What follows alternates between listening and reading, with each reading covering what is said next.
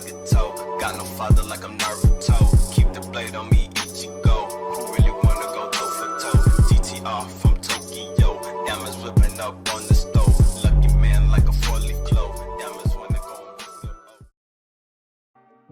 Hello everyone, this is Nagato's Adventure. Hope you guys are having an awesome day for today. In today's video / showcase, I'm going to be showing you guys on how to convert your PlayStation Vita, which is a retail model, into a test kit by using H-encore² 2.0. One thing I do want to state before getting into this tutorial is for more of an advanced users, and many people won't see any benefits into installing this unless you already know what basically H-encore² is, or a test kit. Then you already know what I'm talking about. But for people who are interested and want to learn, I do recommend following this tutorial to a T and following and everything I said, because I am not responsible if you mess up and you break your system somehow in this process. But it's very important that you guys follow all of the steps, because this is for more advanced users that are knowing what they're doing for the PlayStation Vita. And some of the benefits showcased on the screen, by enabling H-encore² on your retail model PlayStation Vita, you are able to enable debug settings, enable debug trophy app, enable package installer, and there's a bunch of stuff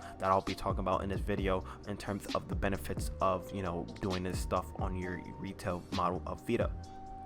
With that being stated as well, if you guys could please be sure to follow my latest social medias so you'll never forget the latest hacking guides and tutorials on my channel. My goal is to try to update my channel every single day with new content, so in the best way on how to know when I drop my latest videos is of course being subscribed to me, hitting that notification button, and as well by following my Twitter. That's where I usually drop my videos on there as well, and I notify my community when I drop my latest content. So if you never want to miss any of my shows, or my tutorials and guides, make sure you go ahead and follow my Twitter for that as well. With that being stated as well, if you do want to be in the mix of things and want to join my official community, I recently made a Discord. You could join via in the link in the description below, or as showcased in the screen. You could type in that URL link via whatever web browser of your choice, and you could join my Discord for there. If you want to go ahead and join my Discord, not only you can meet new people from the hacking and modding scene, you can also get the latest guides and hacking tutorials for your favorite consoles. And if you need any support, whether it be for this topic or whether it be for the PlayStation 4, PS3, or anything PlayStation modded related, I got you covered for that. And I have support channels in my Discord that other people could help you if you having any issues. With that being stated as well, if you do want to support my channel in any shape or form, you can feel free to donate via my PayPal. Any of the money that I may receive will go straight back into my channel, and it will help me buy things such as a better camera, software editing tools, any types of audio equipment, and all that fine stuff. Of course, it's optional, but it will help me and my channel grow so I can provide the best content for you guys to watch. With all that stuff getting stated for today, I'm going to be talking about the prerequisites, and all the things we're going to be stating will be in the download description below, and everything is for the Vita. So of course, this is for a modded PlayStation Vita or PS TV via using the HENkaku, H-encore, or the Trinity hack. You will basically need to be on either 3.60 to 3.70 firmware. I will have a guide if you guys don't know how to hack your PlayStation Vita, or if you don't have a hacked PlayStation Vita, to this process. So I do recommend that you guys have this. You basically need any test kit any test kit firmware that corresponds with your current firmware via retail. So for example, if you're on 3.60 regular retail firmware, you need basically a test kit firmware that is exactly the same as your firmware, which will be 3.6.00, and I'll explain a little bit more on where to get your test kit firmware from, and basically how to check from your retail firmwares as well. You'll also need H-encore² .vbk 2.0, and as well you just need the latest version of VitaShell for this installation. Some tips and reminders I do want to go over before you start this process. If you own a PlayStation Vita, make sure your PlayStation Vita is fully charged for this process. It's always good in terms of installing these type of apps, anything from like Moduru, anything in terms of downgrading, or anything that's going to change any important files on your Vita, that it's fully charged. If you're not using Enso when installing H-encore², make sure you select the Enso list install a test kit VSH option. So basically what that means, if you're not on HENkaku Enso and you're using like H-encore or the regular version of HENkaku, make sure you do Enso list install test kit VCH, because you're basically not on Enso. If you're on HENkaku Enso, we're going to be doing the installation that is not Enso list as well. when uninstalling CEX2REX, make sure not to leave out of the app or shut down your system, because it can corrupt your PlayStation Vita or even brick it. So if you're getting out of CEX2REX and you decided you wanted to revert back to your retail firmware, what you want to do is just let the app do its thing. Do not go out of your firmware, because basically the Vita can get corrupted from that. Some disclaimers I do want to state: make sure when you're choosing a test kit firmware that is a test kit firmware and not a dev kit. I can't stress this enough. Make sure, I'll go over this in a video on where to get that stuff as well. And what you need to do is verify your current firmware before choosing your test kit firmware, because you need to go ahead and choose basically the correct test kit firmware. So for example, if you're on 3.60, you can't use 3.68 test kit firmware. If you're on 3.65 and you want to use 3.60 test kit firmware, you can't. It has to be on the same corresponding firmware. So 3.60 retail to 3.60 test kit, 3.65 retail to 3.65 test kit. That's what I'm trying to say. It has to match as well. Here is the link, and basically I'm going to be showcasing this on the screen. So make sure you get your test kit firmware from this website, nowhere else. This is where the official website I'm getting mine from, and I'm going to be using this in a tutorial. So it's at darthsternies.net, and we're going to be getting our test kit firmware, and it's going to include the MD5 hashes that we're also going to be checking in this video as well. And with that being stated, if you're on 3.60 HENkaku, you will have to install basically the 3.600.01 test kit firmware, which is the one I'm going to be doing for today's video. With all that fun stuff getting out the way as well, I just want to give a big shout out and thanks to my support team and all my followers and subscribers who support me on a daily basis. With that being stated, we could go ahead and get started on the PC side of things.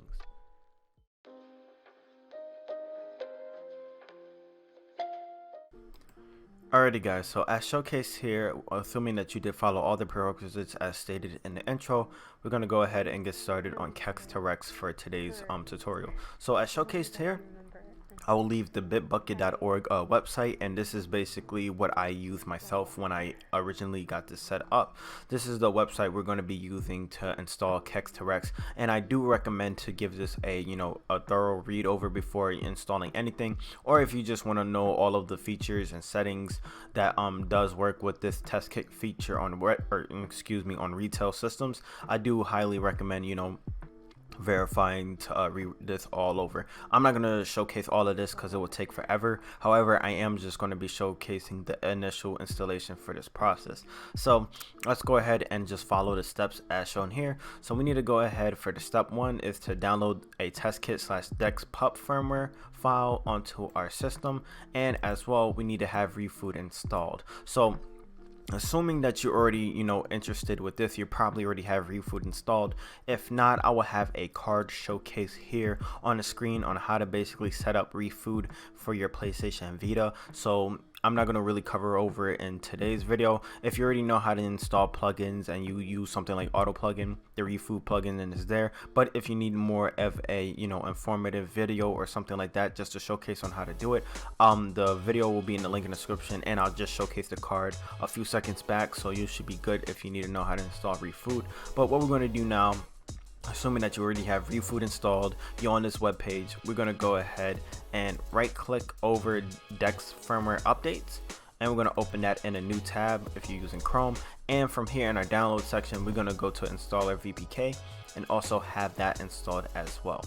So once we get to the PlayStation Vita firmware website as shown here, there is a lot of firmwares that we need to be looking at, or only a couple, even though they showcase a lot of firmwares. We need to go ahead and figure out our firmware, what we need to do. So for example, I am on 3.60 firmware retail. We need to go ahead and find a test kit firmware that it corresponds with our 3.60 counterpart. So for example, you do not want to look at prototype dev kit firmwares, no original dev kit firmwares, not any decrypted test kit firmwares or anything like that, or partition files. Just stick to the one I told you right now, test kit. And what I do recommend is going to your entries and make show 100 so you can see all of your files. So for example, the one I'm going to be using is 3.60 0.00 or 0.011. This corresponds to 3.60 firmware. So if you were doing this on 3.65 firmware, you'll use this one. If you're doing on 3.63, so the easiest way on how to think of it is forget all of these or these digits right here, this one, and this one. Just focus on the first 3 digits right here, and this was basically the retail firmware. So like this one, for example, corresponds with 3.68 retail, and this is just 3.68 test kit. So assuming that you guys did understand that part, what we're going to do is right click over it, open a new tab, and open up the mega link for this. And then what I'm going to do is save my file. So here is the actual update pup firmware, and this is the test kit. What we're going to do as well is take the MD5 hash for our test kit firmware, copy it, and we're going to be using a website called MD5 Online Hash Checker, and this is going to allow us to check our hash for our firmware update before we even transfer it to our Vita.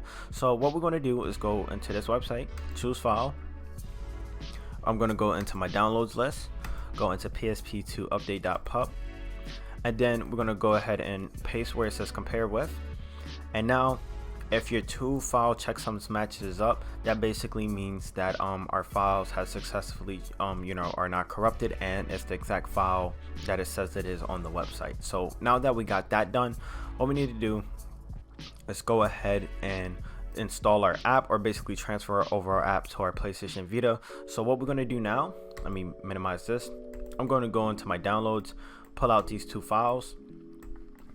And the first thing what we need to do now is go into our PSP2 update.pub, rename it as dex.pub, as the website states in all capital letters, and we need to put it into UX0. So once you renamed it as dex.pub and you have the CEX2REX 2.0 VPK, what we need to do now is transfer over to our PlayStation Vita, boot up VitaShell, and then get this successfully installed. Alrighty guys, so we're back onto the PlayStation Vita as showcased here. I'm already assuming that you already have HENkaku, H-Encore, or the Trinity exploit already installed, and you already have a modified device. I'm using HENkaku Enso, and just to verify that I am on 3.60, so you guys can see here. If I scroll all the way down to system settings, system information, you can see that I am on 3.60 firmware. So if I go ahead and back out of this, what we need to do is open up VitaShell. Let me do that right now. And then once I successfully open up VitaShell, all we need to do is go ahead and hit start.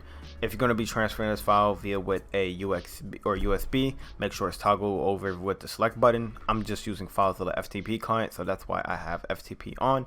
And now from here, I'm going to go ahead and hit select, and now you should see your FTP server, and your IP will be different from mine's, but here is the server running right now with the port. So once you have that step all the way done, what we're going to do is go back to our PC and then get this file transferred over. So let me go ahead and showcase that. Alrighty guys, so as showcased here, we already set it up our FTP server within VitaShell. What do we need to do now is basically go ahead with FileZilla FTP client, go ahead and open it up. If you don't already have FileZilla FTP client or any FTP client of your choice, I will have FileZilla linked down in the description below. But what we need to do now is just go ahead and type in our host IP just right here. Yours will be different from mine, but our ports will be the same. All you'd have to do is hit quick connect. Actually, I did type my IP in wrong. I'm thinking about my other Vita, so let me go ahead and hit OK. And now once you type in your correct IP and your port, you should see all your directories. What we need to do now is go ahead and drop these 2 files, the dex.pub and also CEX2REX, into UX0. So let me go ahead and do that, and let me just showcase on the screen that my file is now successfully transferring over. So one file was okay. So here's the dex.pub firmware file that is now transferring over, and here's CEX2REX. What we need to do now is just wait for our dex.pub to transfer it over. Of course, it will be way much faster to do this via with a USB cable, but since I'm streaming my video using the streaming OBS plugin, it does take a while. So what I'm going to do here is just cut the video, and then once it's fully done, I'm going to go ahead and showcase that my files have successfully transferred over, and then we're going to go ahead and get started on the rest of this process. Alright guys, basically if I go to my successful transfers right here, both of my files are now done. What we're going to do now is just showcase the PlayStation Vita, get out of VitaShell and install our CEX2REX plugin, or excuse me, our homebrew. And then what we're going to do from there is go ahead and get this installation fully set up on my end. So let's go ahead and get that started. Alrighty guys, so we're in FileZilla FTP client as showcased here. I'm going to go ahead and hit circle out of this. Now onto our PlayStation Vita. So let's scroll down all the way to UX0. Scroll down to CEX2REX 2.0 VPK. Hit X on that. And then all we need to do now is just wait for it to install. We already have our DEX pup firmware into UX0 as showcased here. And what we're going to do now is go ahead and back out of VitaShell. Scroll out, and we should already have CEX2REX 2.0 showcased onto our PlayStation Vita. So let's go ahead and run the homebrew, run it once again, and now all we have to do is hit X to install Testkit firmware.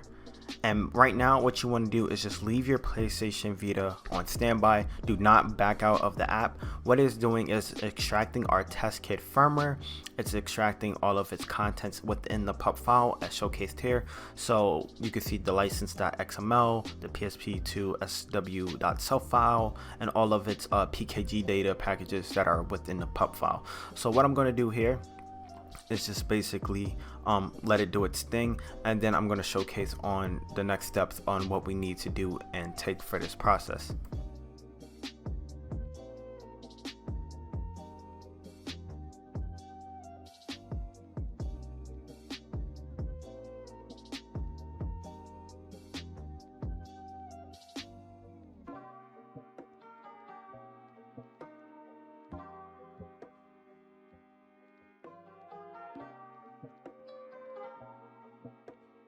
And as showcased here guys, you will see the installation type, and this is what you need to very focus on right now depending on what option you want to do. So as showcased on the screen, by hitting X, you're going to do the full installer, spoofer, activator, and also the Testkit VSH. You can also have your Vita showcase the warning message installer, so it's going to do the spoofer, Testkit VSH. Or if you don't have HENkaku Enso installed, you need to go ahead and press square and install the Testkit VCH if you have no HENkaku Enso.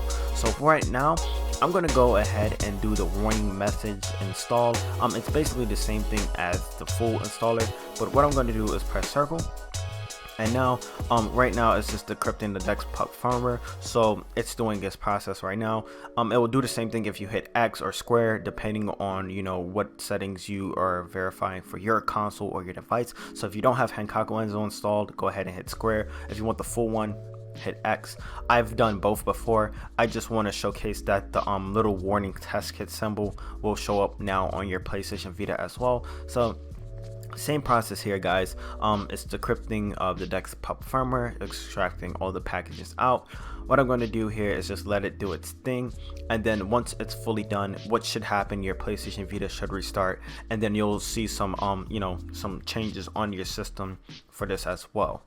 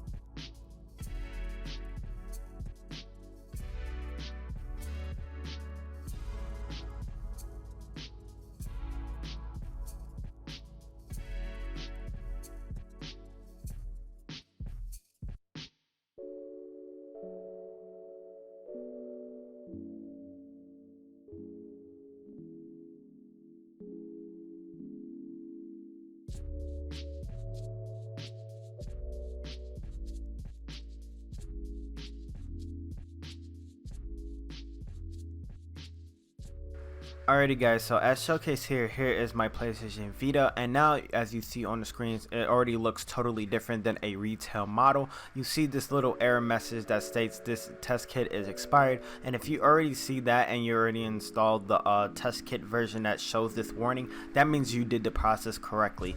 As those two images stated earlier, since this process does take a long time for your system to flash, that's what you should be looking for the install. So please make sure to not turn off your system while it's flashing. Please also make sure that you have a full battery and you just do not touch your system, and it should automatically restart. If you already have SD to Vita connected as well, you may already have to have, you know, the actual TF-Card plugin app to get all your apps back in, and that's what I had to do. But if you were using a 1 GB model or a 1000 model that has a memory card, you should automatically see your apps, and it will basically rebuild the database.